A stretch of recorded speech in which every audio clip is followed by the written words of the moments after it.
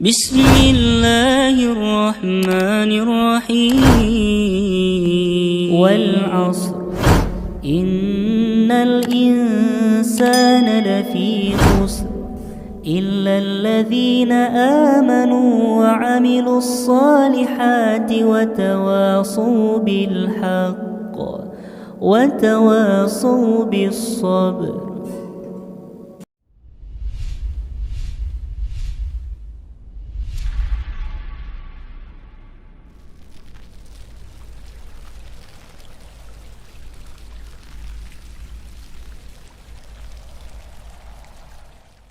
Bismillah, Assalamualaikum warahmatullahi wabarakatuh. Innal hamdalillah nahmaduhu wa nasta'inuhu wa nastaghfiruh wa na'udzu billahi min sururi anfusina wa min sayyiati a'malina. May yahdihillahu fala mudhillalah wa may yudlilhu fala hadiyalah. Asyhadu an la ilaha illallah wahdahu la syarikalah wa asyhadu anna Muhammadan abduhu wa rasuluh la nabiyya wa la rasula ba'dah. Kaum muslimin yang dimuliakan oleh Allah Subhanahu wa taala, puji syukur kita senantiasa kita ucapkan kepada Allah Subhanahu wa taala karena Allah Subhanahu wa taala masih memberikan kepada kita kenikmatan-kenikmatan yang begitu banyak sekali, sehingga kita tidak akan pernah bisa untuk menghitung nikmat Allah Subhanahu wa ta'ala tersebut. Salawat dan salam senantiasa semoga tetap tercurah kepada Nabi kita, Nabi Muhammad sallallahu alaihi wasallam, yang mana kita selalu mengharapkan syafaat dari Nabi Muhammad sallallahu alaihi wasallam nanti pada hari kiamat. Kaum muslimin yang dirahmati oleh Allah Subhanahu wa taala, kita akan lanjutkan kembali pembahasan kita yang kita ambil dari buku Seluk-Beluk Alam Jin dan Syaitan, yang mana pada kesempatan sebelumnya kita telah membahas yaitu berkaitan dengan tanya jawab, berkaitan dengan pengobatan orang yang kesurupan. Yang mana pada kesempatan sebelumnya kita telah membahas beberapa pertanyaan yang disampaikan oleh penanya kepada Syekh Badruddin Muhammad bin Abdullah Asy-Syibli dalam kitabnya Akamul Marjan, yang mana di dalam buku ini dicantumkan oleh Syekh Wahid Abdus Salam Bali, yang mana pertanyaannya adalah berkaitan dengan bolehkah seorang muslim ketika melakukan pengobatan ruqyah itu membunuh para jin ataupun menyakiti para jin. Bukankah ini termasuk kita menzalimi bangsa jin? Maka Syekh menjawab, ini adalah tidak termasuk menzalimi bangsa jin, karena mereka sendirilah yang menzalimi diri mereka sendiri, dan merekalah yang telah menzalimi manusia karena mereka telah merasuk ataupun masuk ke dalam tubuh manusia. Berarti hakikatnya yang menzalimi adalah mereka dari bangsa jin yang menzalimi manusia. Dan ketika kita membela jiwa kita, mempertahankan jiwa kita, maka ini adalah termasuk dalam kategori syahid. Yang mana dalam sebuah hadis Rasulullah sallallahu alaihi wasallam telah bersabda, "Man qutila duna malihi fahuwa syahid." Siapa saja yang terbunuh karena melindungi hartanya, maka dia mati dalam keadaan syahid. Sedangkan dalam riwayat yang lain disebutkan, siapa yang terbunuh karena melindungi darahnya, melindungi nyawanya, mempertahankan kehormatannya dan membela agamanya, maka dia juga dalam keadaan syahid. Jadi orang yang membela dirinya dari kezaliman orang lain dan membunuh orang yang menzalimi tersebut, maka orang ini adalah termasuk orang yang syahid, dan ini adalah diperbolehkan dalam syariat Islam.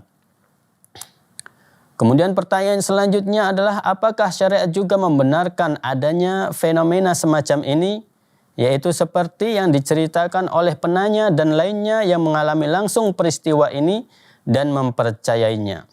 Yaitu si pelaku ini dia mendengarkan ucapan ataupun obrolan dari mereka dari golongan bangsa jin ketika dia dalam kondisi kesurupan ataupun dalam kondisi sadar. Apakah fenomena ini memang dibenarkan dalam syariat Islam? Ataukah hal tersebut adalah mustahil seperti yang dikatakan oleh para ahli filsafat dan sebagian ahli bid'ah? Maka Syekh pun menjawab pertanyaan ini, apakah hal ini disyariatkan? Menurutku ini tergolong amal yang paling utama dan termasuk amal yang dikerjakan oleh para nabi dan orang-orang soleh, dan termasuk mereka tidak pernah berhenti untuk mencegah gangguan syaitan terhadap anak-anak Adam dengan cara yang diperintahkan oleh Allah dan Rasul-Nya. Dan juga Isa Al-Masih melakukan pengobatan ruqyah ini, dan Nabi kita sallallahu alaihi wasallam juga melakukan ruqyah syar'iyah. Kalau dianggap bahwa hal itu tidak pernah diriwayatkan karena syaitan tidak bisa menyakiti para nabi, sedangkan kasus tersebut terjadi di zaman kita sekarang ini, namun Allah Subhanahu wa taala telah memerintahkan kita untuk menolong orang yang dizalimi, membantu orang yang kesusahan, dan memberikan manfaat kepada kaum muslimin. Tentunya tindakan ini tidak jauh berbeda dengan mencegah orang zalim dari kalangan kafir dan fasik. Ada kalanya dalam rangka menolak jin, perlu memukulnya berkali-kali. Akan tapi pukulan itu sebenarnya hanya dirasakan oleh mereka dari golongan bangsa jin yang merasuk ataupun yang masuk ke dalam tubuh manusia, dan tidak dirasakan oleh orang yang kerasukan. Ini adalah seperti yang dilakukan oleh Syekhul Islam Ibnu Taimiyah, yang mana dia pernah memukul orang yang kesurupan, yaitu dengan pukulan yang sangat kuat, ataupun bahkan dengan pukulan yang sangat banyak sekali jumlah yang dipukulkan kepada orang yang kesurupan tersebut. Selanjutnya Ibnu Taimiyah berkata, kami pernah mempraktikkan dan sudah mencobanya berulang kali, sehingga terlalu panjang untuk diceritakan di sini di hadapan orang banyak.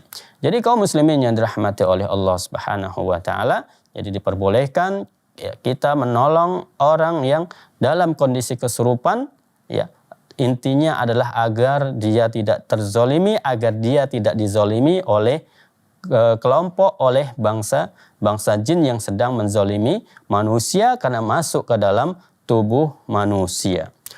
Kaum muslimin yang dirahmati oleh Allah Subhanahu wa taala, kemudian kita lanjutkan pada kesempatan kali ini kita akan membahas itu berkaitan dengan berobat dengan menggunakan azimat. Pertanyaannya adalah, bolehkah meminta bantuan untuk menghadapi para jin tersebut kepada ahli nujum dan semacamnya dengan hizib, azimat, dupa, kertas, dan yang sejenisnya? Apakah ini merupakan kekufuran dan si pelakunya itu dianggap telah menjual agamanya dengan dunia? Apakah ini termasuk mencegah kejahatan dengan kejahatan serupa, ataukah tidak dibolehkan karena hanya akan memperkuat jalan para jin dan memasuki ranah yang tidak disyariatkan?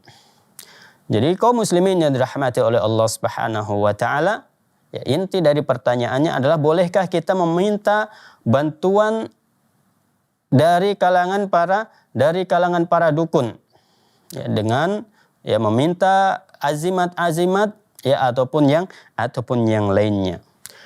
Maka dalam sebuah hadis Rasulullah sallallahu alaihi wasallam telah bersabda, "Man ata 'arrafan fasa'alahu an syai'in lam tuqbal lahu salatun arba'ina lailatan." Barang siapa yang mendatangi tukang ramal, ya, ataupun juga tukang ramal juga sama dengan dukun, dan bertanya kepadanya tentang suatu perkara. Ya, bertanya tentang suatu perkara. Dan di sini tidak disebutkan apakah dia membenarkan perkara tersebut, yaitu perkara yang disampaikan oleh dukun tersebut, apakah dia membenarkan ataukah tidak. Ya, maka Rasul sallallahu alaihi wasallam menyebutkan lam tuqbal lahu salatun arba'ina lailatan. Maka salatnya tidak akan diterima selama 40 hari. Jadi orang yang mereka mendatangi dukun, kemudian bertanya kepada dukun tersebut, dan dia tidak membenarkan apa yang diucapkan oleh dukun tersebut. Dia hanya datang saja, akan tapi dia tidak membenarkan apa yang diucapkan oleh dukun tersebut, ya, maka sholatnya tidak akan diterima selama 40 hari. Ya, tentunya sangat disayangkan sekali. Ya. Dan sebagian ulama menyebutkan adalah sholatnya yang sudah lewat selama 40 hari itu tidak diterima oleh Allah Subhanahu wa taala, dihapus pahalanya oleh Allah Subhanahu wa taala 40 hari yang telah lewat. Ya, karena kalau 40 hari yang akan datang, tentunya nanti akan ada berbagai macam alasan. Tidak usah sholatlah karena sholatku yang 40 hari yang akan datang itu tidak akan diterima oleh Allah Subhanahu wa taala. Tentunya tidak, ya. Makanya para ulama menyebutkan yang dimaksud di sini adalah 40 hari yang sudah lewat. Kemudian dalam hadis yang lain Rasulullah sallallahu alaihi wasallam ya juga telah bersabda, "Man ata kahinan au arrafan fasaddaqahu bima yaqul faqad kafara bima unzila ala Muhammad." Barang siapa yang mendatangi dukun ataupun tukang ramal dan ia membenarkan ucapannya, maka ia berarti telah kufur ataupun telah ingkar kepada apa yang diturunkan kepada Nabi Muhammad sallallahu alaihi wasallam. Ya, yang diturunkan kepada Nabi Muhammad adalah Al-Qur'an.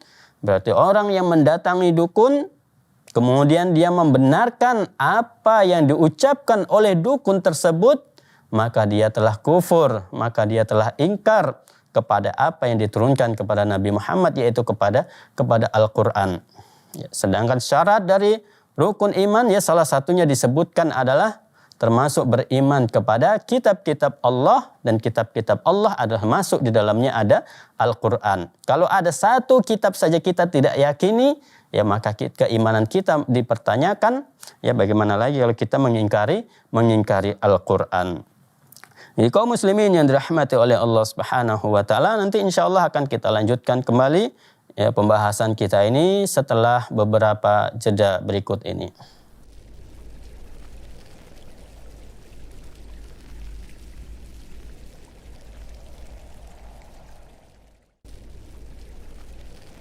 الحمد لله رب العالمين